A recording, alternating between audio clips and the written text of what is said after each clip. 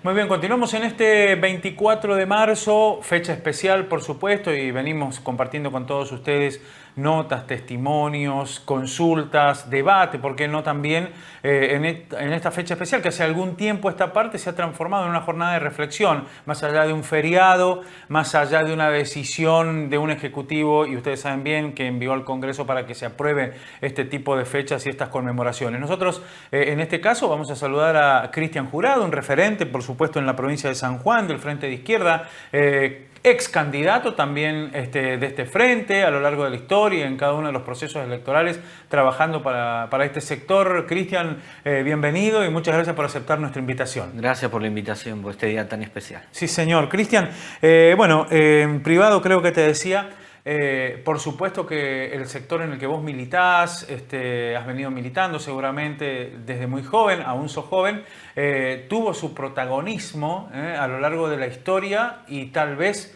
ha tenido sus víctimas, creería yo, más sangrientas también, ¿por qué no decirlo? Y aún víctimas que no se sabe qué sucedió con cada uno de ellos. Estamos hablando de la izquierda, de la militancia, de quienes han estado a lo largo de la historia en la lucha y fundamentalmente en estos procesos como en los procesos militares de una forma muy especial, ¿no?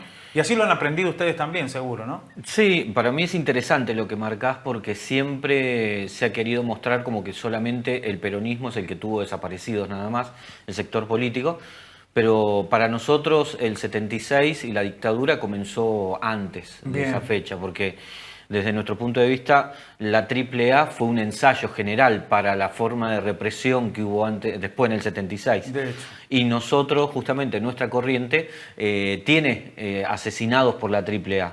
Claro. Inclusive... Que la AAA fue, recordamos, la Alianza Anticomunista Argentina, liderada por un siniestro personaje en su momento, como fue López Rega, ¿no es cierto? Y su banda, por decirlo así. Exacto, sí. Que está muy bien graficada en cómo era compuesta esta banda, matones, ladrones, asesinos, todo en la película El secreto de tus ojos, que está muy bien reflejada. Bien. Y nosotros tenemos, bueno, justamente en estos libros, estas publicaciones que nosotros sacamos, nosotros tuvimos 2 atentados, así como asesinatos a dirigentes sindicales en su tiempo, en el 74, 75. Tuvimos atentados a nuestros locales en la zona norte de Gran Buenos Aires, en Pacheco, en la zona sur, en La Plata. Bien. Pacheco, una zona de industrias, ¿no? No sé si hoy es así, la verdad no lo tengo muy presente, pero es una zona de industrias, de trabajadores de fábricas, ¿no? Sí, una zona, y era un local donde se encontraba y se reunía una lista gris, la lista gris de oposición sindical a la UOM, a la dirigencia burocrática de la UOM en ese tiempo. Entonces, no fue al azar el ataque y hubo varios compañeros muertos, asesinados, en La Plata también. Entonces, siempre nosotros impulsamos el esclarecimiento de esos hechos y hasta el día de hoy están esos juicios pendientes con declaraciones que hubo el año pasado. Mira qué bien, juicios por ahí eso no se conocen mucho, ¿no? Sí, y es eso también. Hay como una negación a vincular a Perón a la AAA, ¿no? Que para nosotros tenía conocimiento en ese tiempo de la creación. López Rega, como vos dijiste, fue el creador, pero también era mano derecha de Perón. No solamente la AAA perseguía a las personalidades, diputados como Ortega Peña, delegados sindicales, todo, también hizo pública en un diario una declaración de pena de muerte a más de 100 activistas de la izquierda y delegados sindicales. Bueno, por eso nosotros en ese tiempo tuvimos nuestros asesinados, nuestros compañeros por la AAA. Y después, bueno, sufrió la suerte del Rodrigazo, la misma suerte que tuvo López Rega, se disolvió, pero la misma forma de grupo de tarea, de secuestro en la calle, de asesinato, bueno, ahí fue un poco más sistemático de la dictadura, y durante la dictadura también tuvimos compañeros asesinados, desaparecidos. El origen no digamos del partido, sino del frente, de la militancia de izquierda, ¿cuándo lo tenemos que remitir en la Argentina de manera visible, digamos? Si bien acá, por ejemplo, me estás hablando de elegir la representación de los trabajadores en una época donde, bueno, los sindicatos han sido fuertes en la industria, como lo mencionabas, o en otros sectores. ¿Es ese o es anterior, digamos, eso? Es mucho más anterior. Ah, bien. Mucho más. Nuestra corriente comienza en el 43. Bien. Antes, inclusive, el 46, de la Plaza de Perón, con nuestro dirigente que fue en ese momento, que sacó al trotskismo, lo sacó del café literario y las discusiones filosóficas, y fueron con un grupo de militantes, fueron a Avellaneda a militar en las fábricas, en los barrios obreros, a partir del 43. Y a partir de ahí después hubo distintos momentos de crecimiento orgánico, pero siempre también con el peronismo como corriente hegemónica dentro del movimiento obrero. Pero tuvo un salto importante cuando fueron la resistencia, después del golpe de Estado del 55, tuvo un salto importante en crecimiento militando al interior de la resistencia peronista. En su momento. Fueron como diferentes corrientes, digamos así. Cuando no había ningún tipo de dirección del movimiento peronista, nosotros fuimos protagonistas en esa resistencia que tuvieron los trabajadores para con la dictadura militar, ¿no? Bien. ¿Qué me decías de estas publicaciones que tenemos aquí en la mesa, por ejemplo? Yo traje este libro, Rastros en el... Hay uno que tiene ya, o sea, tapa roja, digamos, ¿no? A ver, me voy a... este color... Ay, perdón, ahí te lo corrí, Santi, te lo voy a cambiar. Pero bueno, es este. Acá, con esta cámara. Ahí. Perfecto, ahí está. Bueno, este es rojo. Ya es mucho. Veo una bandera, Partido Socialista de los Trabajadores. A 30 años del golpe genocida, el PST, contado por sus militantes como un aporte para la memoria, verdad, justicia completa, ¿no? Esto es una edición de qué año. Y esto es cuando se cumplió un aniversario del 24 del golpe, y trae, como te decía, distintos relatos y acontecimientos desde el 74 aproximadamente, cuando inclusive los distintos militantes empiezan y ellos dan testimonio de los debates que se hacían en ese momento con respecto a Isabel, a López Rega, la vuelta de Perón, pero después también la caracterización, qué tipo de dictadura se venía, ¿no? Claro. Si era una dictadura como las anteriores, si era una dictadura más sangrienta. Hasta ese momento, los primeros tiempos, no se tenía la impresión de que iba a ser una dictadura que iba a tener los objetivos que terminó teniendo, ¿no? Que era una dictadura como las anteriores, pero después, con el paso de los días, cuando te empezás a enterar de que tus compañeros, tus amigos no van a la cita, los secuestran, no aparecen, ahí se empieza a cambiar y empieza a haber una clandestinidad, una militancia clandestina, que en el libro Rastro del Silencio comentan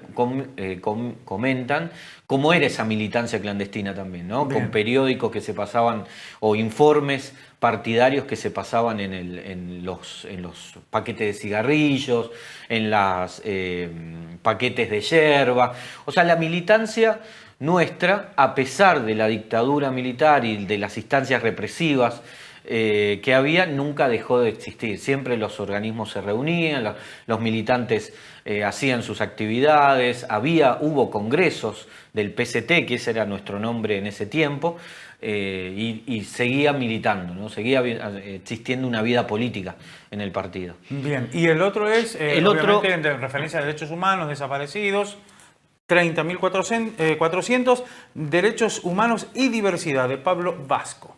Otro de los libros que nos traía a nuestra consideración aquí Cristian, ¿no? Este libro trata sobre la militancia del colectivo LGBT. Mirá vos. Porque siempre estuvo... Es moderno, digamos, ¿no? Sí, hace poquito que lo hizo Pablo, que lo escribió. Pablo militó en nuestra corriente desde el 74 y siempre militó en la diversidad.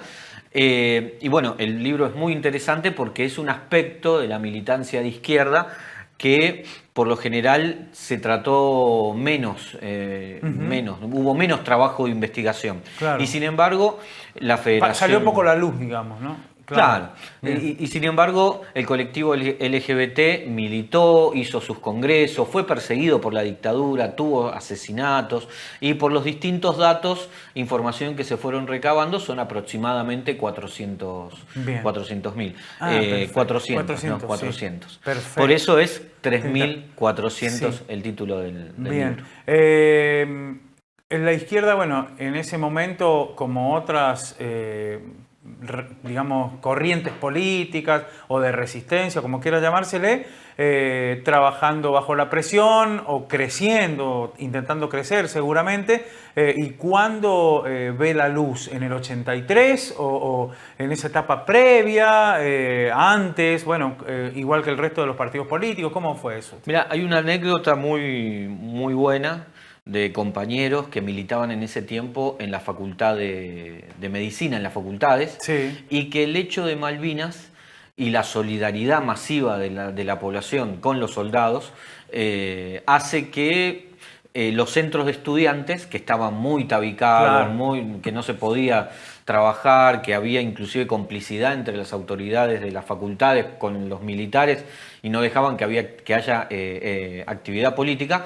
Malvinas es el momento en el cual la gente sale y los centros de estudiantes empiezan a juntar cosas para los soldados. Y eso provoca que haya asambleas, eso provoca que haya instancias que la dictadura intentó controlar, pero no pudo, porque Claro. toda la gente, había un aluvión de querer participar y de apoyar a Los los desbordó, soldados. digamos, esa Claro, participación. totalmente desbordados, y eso les permitió a nuestros compañeros hacer asambleas y organizar políticamente a los estudiantes. Mirá O sea vos. que a partir de Malvinas ya se empezaba a notar, bueno, días antes de Malvinas hubo un paro general convocado por la CGT, ejemplo, es verdad. en donde fue masivo, Sí. terminó existiendo una represión y bueno, ahí ya se veía que el miedo a la dictadura ya se empezaba a perder y la lucha en la calle empezaba a estar más seguida, ¿no? Es verdad ese paro que me decís. Creo que el año pasado, el anteaño pasado, hicimos un trabajo con, qué mala mi memoria, con Luis Eduardo Meglioli, y él recopiló información sobre ese paro que se emitía en algunos medios sanjuaninos y ya figuraba ahí la presencia fuerte de Ubaldo Montaño, por ejemplo, en San Mirá. Juan. Obviamente no de la izquierda, pero digo del sector del gremialismo, peronista en ese caso, y fue una imagen muy fuerte que se sintió acá en San Juan también, ¿no es cierto? Ese paro previo y bueno, y después todo lo que pasó y la gente en la calle y todo esto. Pero bueno, el crecimiento desde ahí al día de hoy, se han transcurrido muchos años, por supuesto, y los encuentra a ustedes con participaciones ya en su haber, incluso en elecciones provinciales y demás, ¿no? ¿Cómo es esa situación? Y al día de hoy, la referencia que ustedes tienen a nivel nacional, ¿cuál es? ¿Cómo está el tema ese?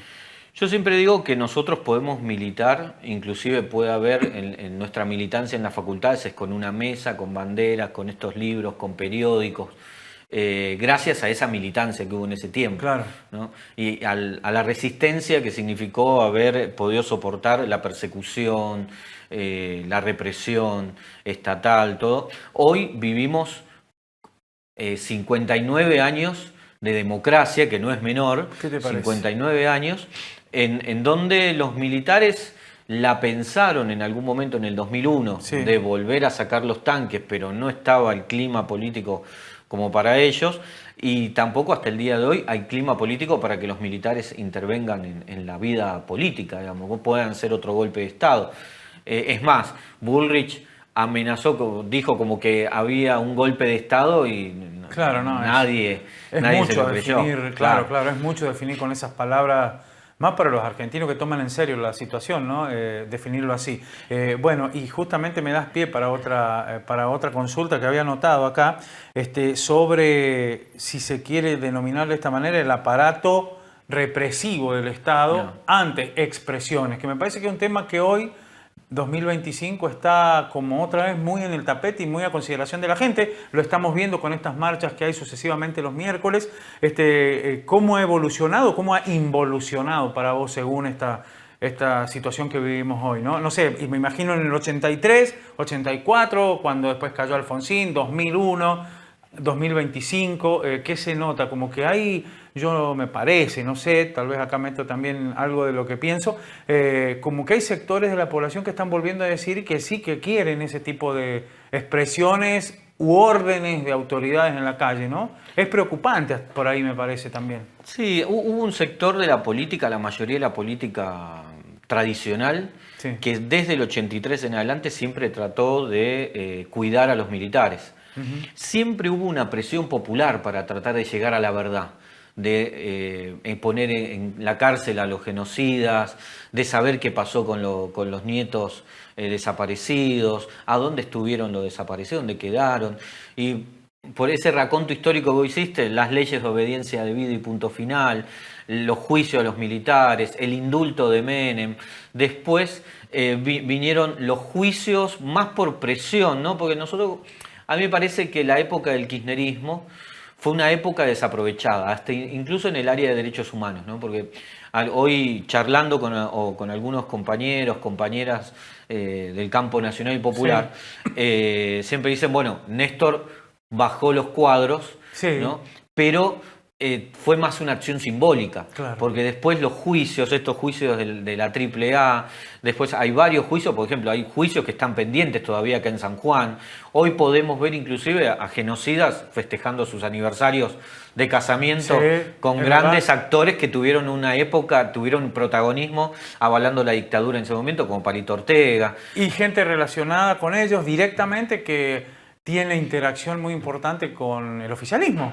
Estamos hablando del hijo de Olivera, pues, que fue Bueno. escrachado el año pasado por contactos facilitando una visita de legisladores a Ezeiza donde están los condenados, pues.